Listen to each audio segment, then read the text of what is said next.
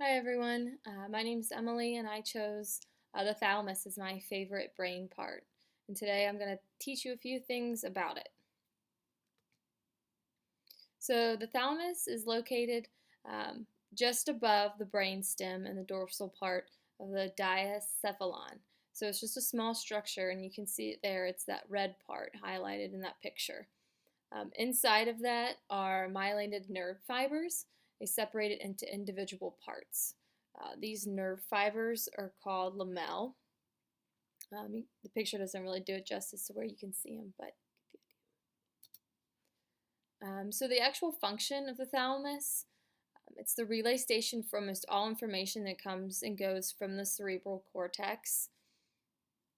It relays sensory impulses from the receptors in various parts of the body. It plays a role in pain sensation, attention, alertness, and memory.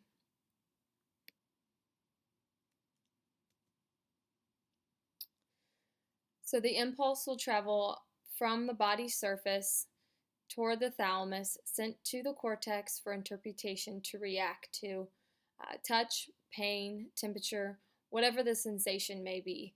This structure will send that impulse for interpretation. So there are three distinct groups of cells. First is the sensory relay nuclei, the association nuclei, and nonspecific. So the sensory relay nuclei relay primary sensations, which means which is done by passing specific sensory information to the corresponding cortical area. So things like touch. The association nuclei will receive input from specific areas of the cerebral cortex. The nonspecific nuclei interconnects brain activity between different areas of the brain, which will play a role in general functions like alerting. So an injury that may happen to the thalamus, so the damage to the thalamus puts an individual at significant risk for coma. Damage in a portion of the thalamus can lead to sensory changes in the body, in a certain body part, as well as causing movement disorders. Some specific things that could happen: visual field loss. It might decrease taste, reduce pain sensation, decrease sensation in one side of the body, and you may have some word finding difficulties. Some behavioral changes that could happen with damage to the thalamus could be apathy, persevere, which means not being able to stop a thought or an action. You may consider important any non-related information. You might have some associated memory loss, and personality changes may occur as well.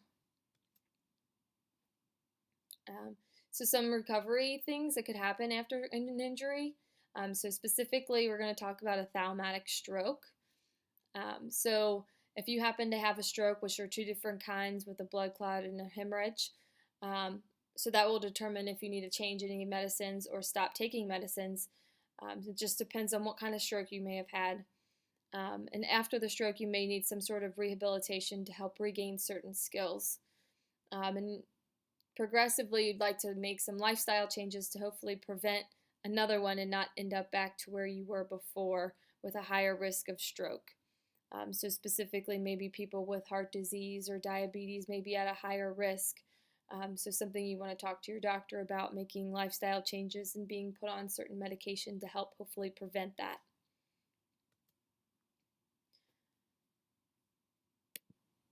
I hope you've enjoyed learning about the thalamus and how important it is to your body, and why I chose the thalamus over other brain parts specifically is because it is so important, which doesn't go to say that any other part of the brain isn't important, but this one serves a very big purpose in regards to functions and how you feel certain things and how you react to them, and potentially in my career focus, which is going to be occupational therapy, I think I have the potential to see patients that may have had a thalamatic stroke. So I think that's interesting that I kind of touched on that a little bit to kind of learn a bit about that. That's why I used the stroke as an example in my PowerPoint, just to kind of get some more information about it.